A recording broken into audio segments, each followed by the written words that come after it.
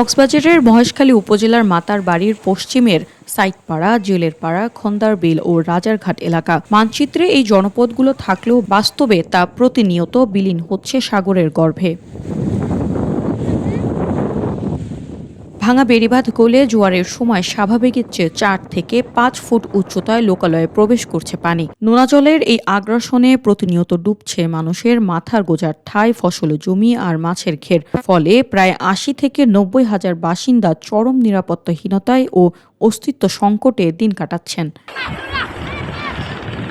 স্থানীয়দের অভিযোগ, প্রতি বছর বর্ষা ও দুর্যোগ মৌসুমে কোটি টাকার সম্পদ ক্ষতিগ্রস্ত হলেও মেলেনি স্থায়ী ও টেকসই বেড়িবাঁধের দেখা। সাময়িকভাবে জিও ব্যাগ দিয়ে মেরামতের চেষ্টা করা হলেও ঘূর্ণিঝড় বা তীব্র ঢেউয়ের তোড়ে তা টিকে থাকতে পারছে না। 1991 সালের প্রলয়ঙ্করী ঘূর্ণিঝড়ের ক্ষত এখনো বয়ে বেড়ানো এই দ্বীপের বাসিন্দারা যে কোনো বড় দুর্যোগে এখন ব্যাপক প্রাণহানির আশঙ্কা করছেন। 210-15 দিনের মতো যদি বস্তা যদি এখানে যদি কিছু দিয়া না হয় আমাদের ঘরবাড়ি সব আর দ্রুত বেরিবানটা শর্টকাট চাই আর চারিদিলবাসী রাইলে আমার আর বার ভাড়া যে সমস্ত যাচ্ছি এবং নদীর সাগরে বিন পাইছিল আর এই 200 ফুট দূর আছিল 200 ঘর বাড়ি ভাঙি শুরু দিয়ে মাননীয় প্রধানমন্ত্রী তারেক রহমানের পক্ষ থেকে আড়াই সাইড দিয়ে আর গরিব দুনিয়া মানুষ রক্ষা করতে আর তো নন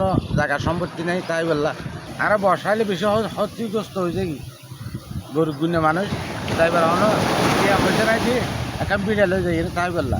এদিকে বর্ষার ঠিক আগ মুহূর্তে মাতার বাড়ির ক্ষতিগ্রস্ত বেড়িবাঁধ পরিদর্শন করেছেন বাংলাদেশ পানি উন্নয়ন বোর্ডের ঊর্ধ্বতন কর্মকর্তারা। তারাও স্বীকার করেছেন, দ্রুত ব্যবস্থা না নিলে যে কোনো মুহূর্তে বড় বিপদে পড়বে এই জনপদ। মহেশখালীর মাতারবাড়ি এবং ধলকাটা 75 কিলোমিটার বেড়িবাঁধ রয়েছে। তো এই বেড়িবাঁধগুলো 60-এর দশকে নির্মিত। দীর্ঘদিন থেকে বড় আকারে রিহ্যাবিলিটেশন না করার কারণে অনেক জায়গাতে বেড়িবাঁধগুলো ক্ষতিগ্রস্ত হয়েছে। আমরা সেগুলো সরজমিন পরিদর্শন করেছি। আমাদের তত্ত্বাবধায়ক প্রকৌশলী মহোদয় সহ আমরা এগুলো পর্যায়ক্রমে আমরা এই কাজগুলো বাস্তবায়ন করব, যাতে করে বর্ষা মৌসুমে জলদুর্ভোগ সৃষ্টি না হয়। বেড়িবাঁধ কেবল মাটি আর পাথরের দেয়াল নয়, এটি বেঁচে থাকার একমাত্র রক্ষা কবচ। ক্ষণস্থায়ী জিওব্যাগের বাঁধের বদলে টেকসই ও স্থায়ী বেড়িবাঁধ নির্মাণের মাধ্যমে একটি বিশাল জনগোষ্ঠীর জীবন ও জীবিকা রক্ষা করা এখন সময়ের সবচেয়ে বড় দাবি।